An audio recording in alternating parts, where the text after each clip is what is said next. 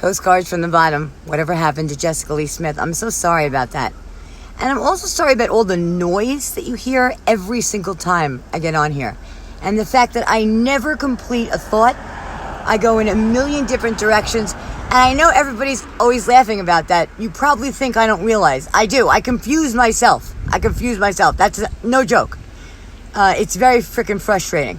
For the past 72 hours, I've been doing a contortionist act in my car.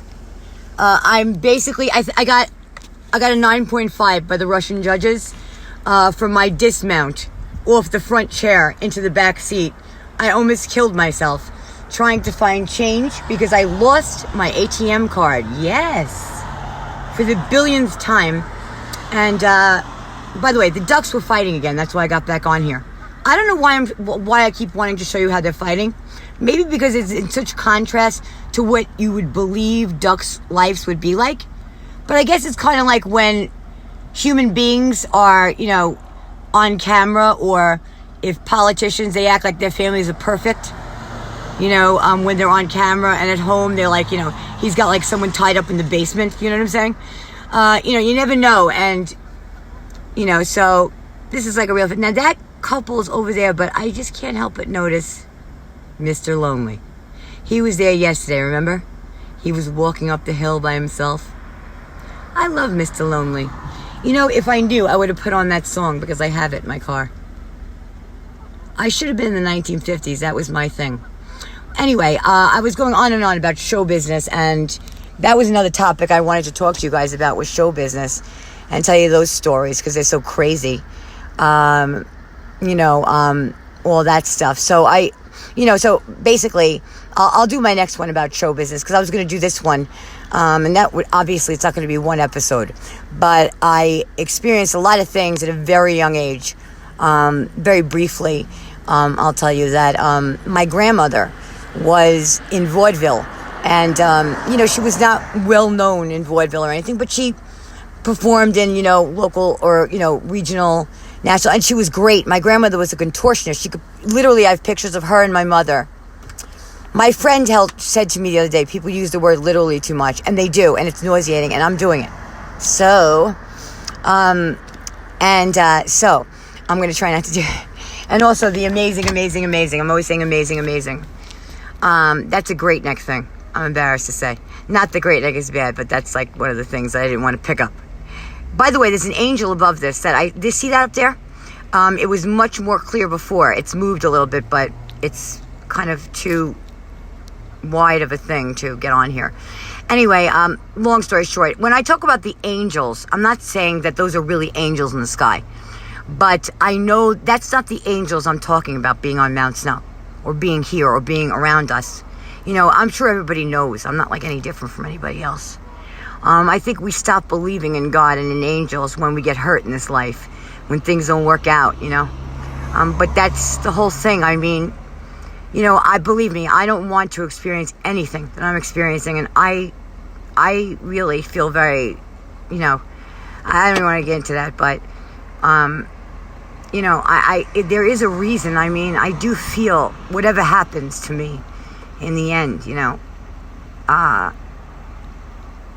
I do feel like it's all brought me so much closer to God. And,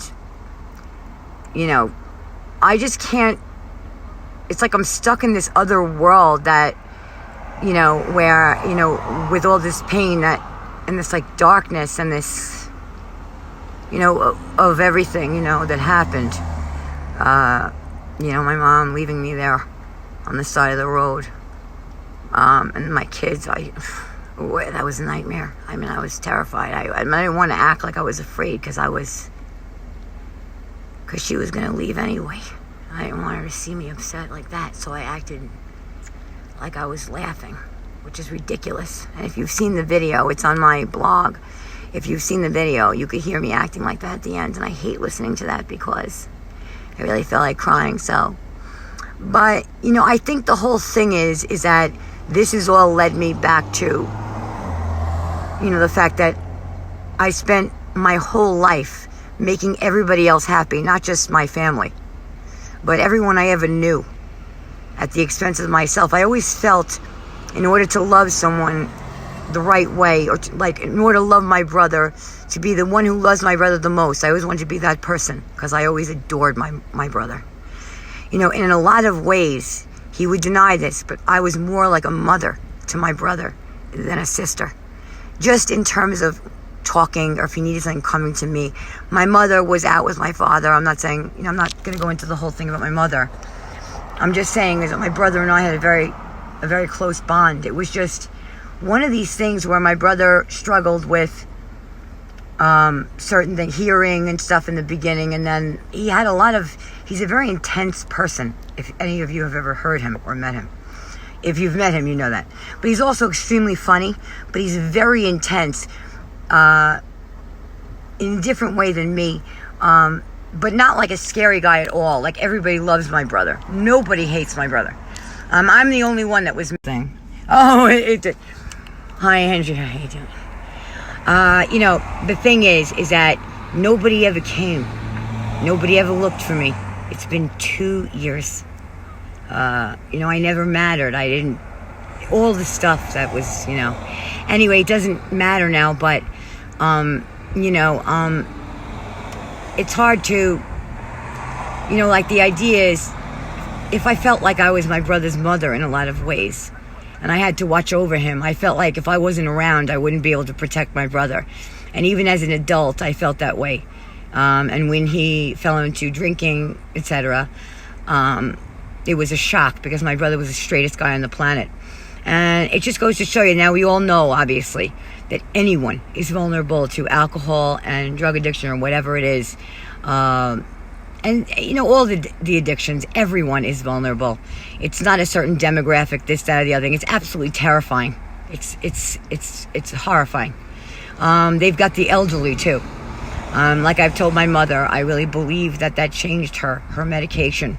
And I know she takes medication for pain and all that. I, at one time, took some of hers, and I would ask her for some, one or whatever, a day, because I was in so much pain. But I started seeing how it would make me feel after. And, I saw the difference, and my mother would, she'd be like Mary, I used to joke about it, she'd be like Mary Poppins when she took the pill. And she'd be talking, and she'd be fawning all over everybody. She would get on the phone, and she would start talking. I love you, and I have all these feelings, and blah, blah, blah, blah. And then 2 hours later, she would just crash, and she would be angry, and I can't even explain it. And the thing is that I was always very vulnerable, and my family knew that, I was hurt because of it. So it was very hard. As an adult, I sort of always had my guard up around my mother because of the hurtful things that she said. And, I'm sure she didn't just say it to me, and a lot of people say that's how Joanne is and whatever, but that's true, but I just thought that it was the whole, when it comes down to it, your brother really loves you, or when it comes down to it, your mother loves you. She's your mother. Where is she? What did I do to her?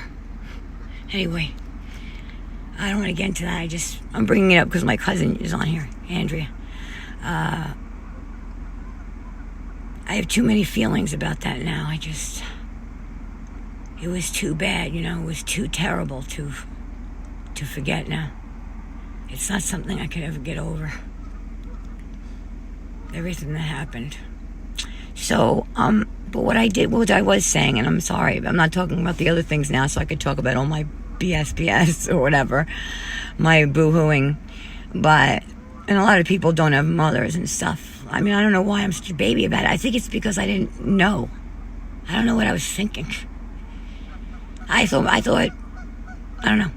But anyway, so, getting back to what I was saying, in the end, with all the pain and everything, when I came here, I was even closer to God than I had ever been, than I had gotten when I was enlightened and when I was touched by him that night in California. I wanted to end my life that night in California when I was in my 20s. I really did. And I was at the end of my rope, and that's why I went out searching for answers and asking my father. And I bought all these books about how to speak to the dead, and you speak into the microphone and you ask your questions, and then don't speak and be silent and listen back to the black noise or the white noise, and maybe you'll be able to hear your loved one. And I was doing it all night long, asking questions, and I heard nothing in the noise at all. And it had been so many years I was trying all these things. I mean, it was ridiculous, how crazy I was about it. And my mother went to a medium once, and the medium said he would not see me at that time, her middle daughter, and that her husband was very worried about, meaning on the other side, was very worried about me, my father. And he said that he couldn't see me because I was vulnerable to certain things, and I was. Meaning, if I had gone there and he had said things, maybe I would have hung too much on those things or something. It would have affected things. And this guy was a very real, he wasn't a shyster. He wasn't like a mugger like these other people. And you don't know, I'm sure if you've had experiences going to a psychic or going to someone who says they read things, I've been ripped off so many times, it's not even funny. It's disgusting. And one of the women was gross because I was at a very low time in my life, and she got a lot of money out of me, and it was a long time ago when I was like 19 or something. She gave me this whole story about how someone put a hex on me, and she was going to and I'm going, oh yeah, that must be it, It must be the hex that somebody put on me. Anyway, so, no, it was the things that happened, and like I was saying, with all the pain and everything is, I don't know that I could ever recover from the other part, but I am happy that I feel close to God, and that all these painful things have really brought me very, very close to God. Very close. And I feel him on me, and I feel my Father here. And I go to the mountain every day, and I do these eternity circles in the snow or the dirt or whatever for him, because he was incredible. I mean, if he would have done it for me, he would have done it. And I want to tell him that he wasn't just any father, and I didn't just forget, I mean, I'm not like all day long thinking about him, but I'm in such a painful time in my life. I need to be near my father, and that's why I came here. So anyway, what I was saying was, in the meantime, when my father died, I gave up singing. I stopped singing because I used to sing for him, all the time. He always used to make me sing it. I was never afraid of singing in front of people. I wasn't shy. But I can't even see the freaking ducks now. But I can say that I think a lot of the reason why I wasn't so shy was because as a child, even though I was very lonely and there was like a sadness in me, I was very mechanical when I was singing. It was more about belting out to the back of the stage. In Broadway, you have to, I was in the show Annie. That was one of the first parts I got, was the Broadway musical Annie, when I was 10 years old. I had been in the business doing different things, but not like that. I wanted that show so badly. And they told me I was too tall and everything a million times. Then they told me I was too, ethnic looking to be Annie, which is true, because how could I pass as a redheaded Irish girl? Not that I wouldn't have tried. But, and I, long story short, so, let's not get into that now. So I gave up singing after he died, because when he died 2 weeks before I had come back. I gave up show business because my father was dying at the end, I mean, I shouldn't have probably left, because I would have had more time with him, but I know he wanted me to do it and all that, so... and I loved it. I mean, the thing was, my father wasn't interested in show business. He never even looked at me, my father. He barely knew I was alive until he had his first heart attack. And that was when I was 8. So he completely ignored me up until then. He was not the greatest, believe me. But when he had a heart attack, his first heart attack, and I went to see him in the hospital, everything changed. Well, I'll talk about that another day too. But my point is that 2 weeks before... 2 weeks before, I was in a show in school after I came back, and I had to face going back to school again in junior high school in 8th grade, when all the kids already knew each other from all the different schools because they had been in junior high school. I was coming back from show business in 8th grade with these very A lot of the kids were very spoiled, let's just say that. And a lot of my friends from there are not, but a lot of them were. It was really disgusting in that way. And there was, in a sense, because it's just such a cheapened version of life when you live like that. Because life is about other things. It's not about that. Those things are nice too. But life is about love and everything, and friendship and family. Family is everything. Family, you don't walk away from family. Ever. That's not something you do. So, these are the things in life that matter. And living there was rough, and I had to go back to school, and it was hard, but I was very afraid that, because my father, I used to wear this Annie jacket. We all had Annie jackets on the road. We all had to wear we got these special jackets with embroidery and everything. It would say Annie, Third National Touring Company, our names, and, we had different ones, and I love you, and, hi, Helene, I love you. Ellen, see, I made a mistake. But, anyway, so, oh, look at them now. I think these are just the friends, though. I don't know, who knows? Maybe it is a couple. So anyway, and I went, I was in this show in school. We were in school. They did Annie when we got back to school. Of course, it was just a school show after that. But it was funny because we all tried out, and they gave me the part of Annie. You don't know how badly I wanted that part. I didn't even care that now it was just a school play, because I was finally going to get a chance to have the freaking red hair and and wear the dress and sing the song with my kick line down the steps in the show with Daddy Warbucks, like Bridget always did, and all the other kids that did it. And I loved the show so much. So, and my dad was very excited to see it. And in a way, it reminded me of me and my dad's relationship. Not the money and her being an orphan, but just that closeness. And my dad first noticed me after the heart attack, and he only realized that I was taking show business seriously when I got the part in Annie. Even when I was doing commercials, he didn't. I don't even think he noticed me. He had 6 kids. I was his 4th girl. And he had his boy right before me, so it was like, oh, everyone could just fuck off after that. Excuse my language, by the way. I know it makes me sound less intelligent. It's just a habit. I apologize. Anyway, yeah, they're talking too. Maybe I have that effect on people. Anyway, so, and 2 weeks before the show in school, my father died. And I don't even know what when I think about the 2 weeks after my father died, because they gave you 2 weeks off of school. That was your limit, And, I just remember being, I would say I was blind. That's the only way I could say it. I can't say I was sad. I was this, I was that. I was blind. I was just done. I was gone. I was totally, I don't know how I even survived that. And I think the only way I survived it was I eventually became numb. I numbed myself with food and binging and, and all kinds of other things, like, when you hurt yourself in certain ways, there's little things people do to themselves. And then also the other stuff. I mean, I was not doing well. And it was difficult to go back to school. But when I did, the show was going on. And like I said, I was Annie in the show. So it was a very big deal because I had to sing all the songs. Didn't matter to me that it was a school play. Didn't matter to me if there was one person standing there. Everything changed when he sang. I said when he sang. That's a Freudian slip. I wonder why. But when he died, everything changed. Singing, I couldn't sing. It was harder for me to sing around people because I would feel so much after that. Like, I felt so much when he died. I started feeling everything I was singing.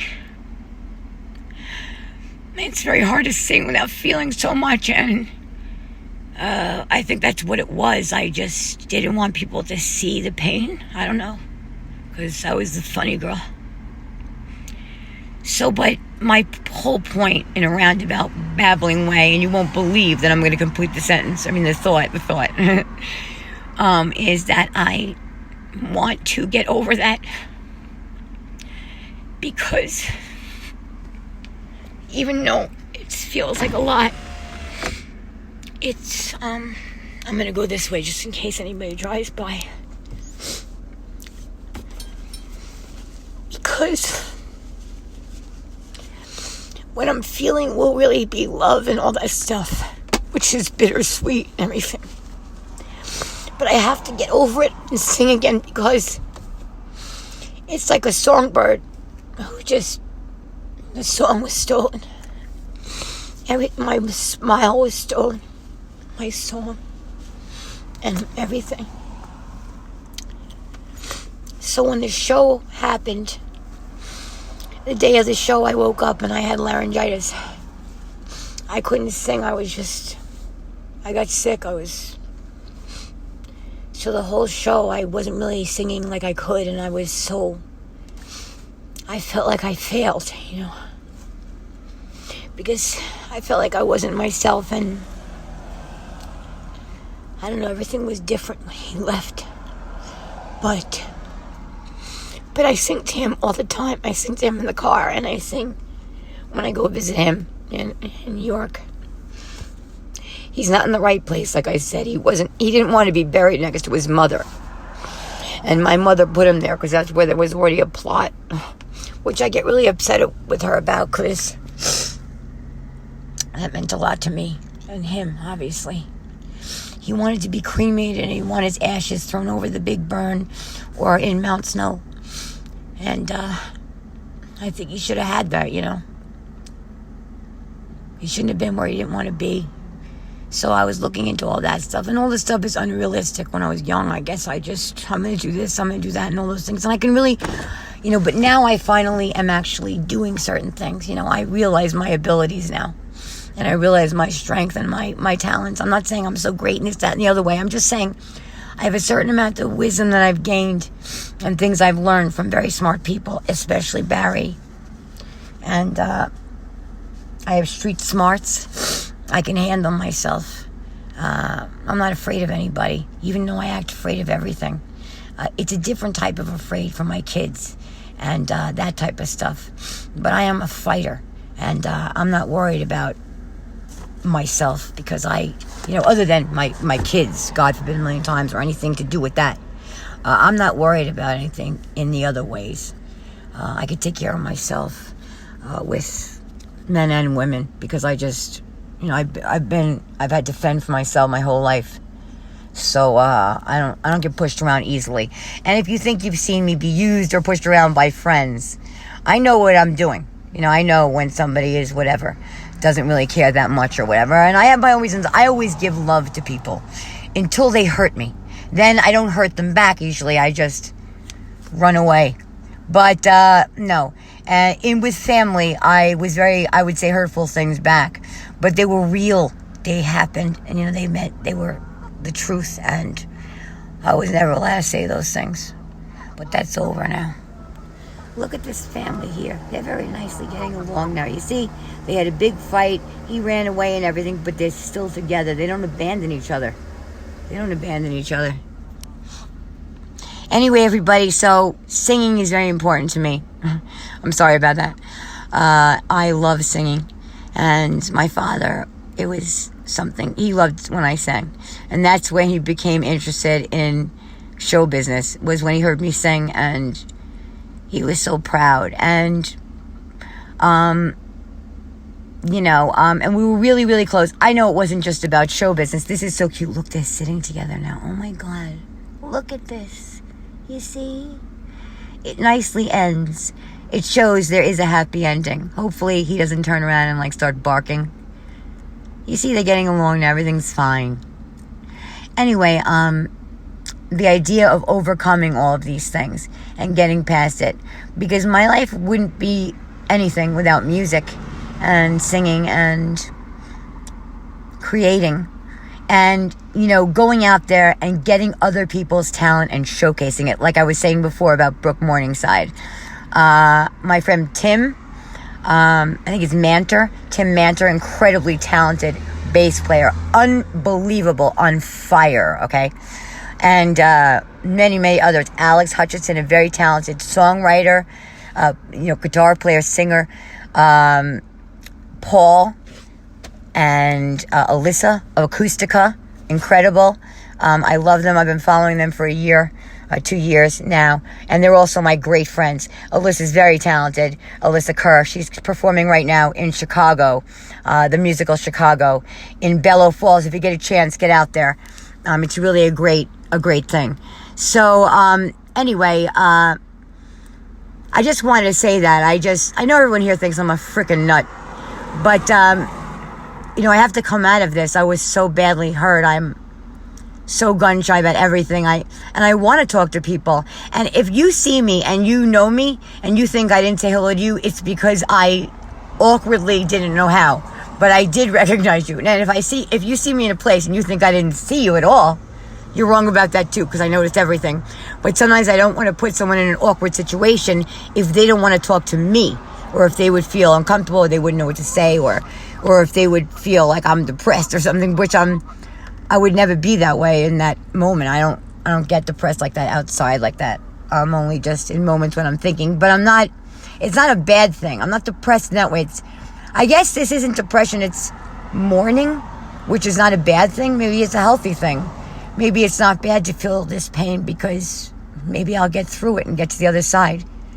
I do believe that the only way over anything is through it, as they say, so anyway, everybody, thank you so much. And, to this amazing community that there are so many talented people in. You guys know, if I've gone up to you, there are so many great singers and people who might think to themselves, and they've said to me before, I'm not an actor, or I don't act. You don't have to act. That's even better because you're more natural. You don't even have to think about it. If you've been picked or if you've been gone up to about it, and by someone or by me, it's because you have something that people can't just get. They could train all their lives. If they don't have the natural ability, they got nothing. Okay? And a lot of times when you see movies, the acting sucks and it ruins the freaking movie. All right? It ruins the movie. You might as well take that thing and set it on fire. You might as well take hundreds of thousands of dollars and set it on fire. That's how bad that shit is. Don't make movies if you're going to cast it wrong. But anyway, so it's all about the talent. And we don't need a lot of money to make these movies and these documentaries and these shows. We do not. Okay? It's very simple. All we need is a talent, and we got it. So Postcards from the Bottom, whatever happens to Jessica Lee Smith, I'll be back to talk about a great event the other day at the Wilmington Police Department. 2 brand new police officers. Welcome to the community. Postcards from the Bottom. See you next time.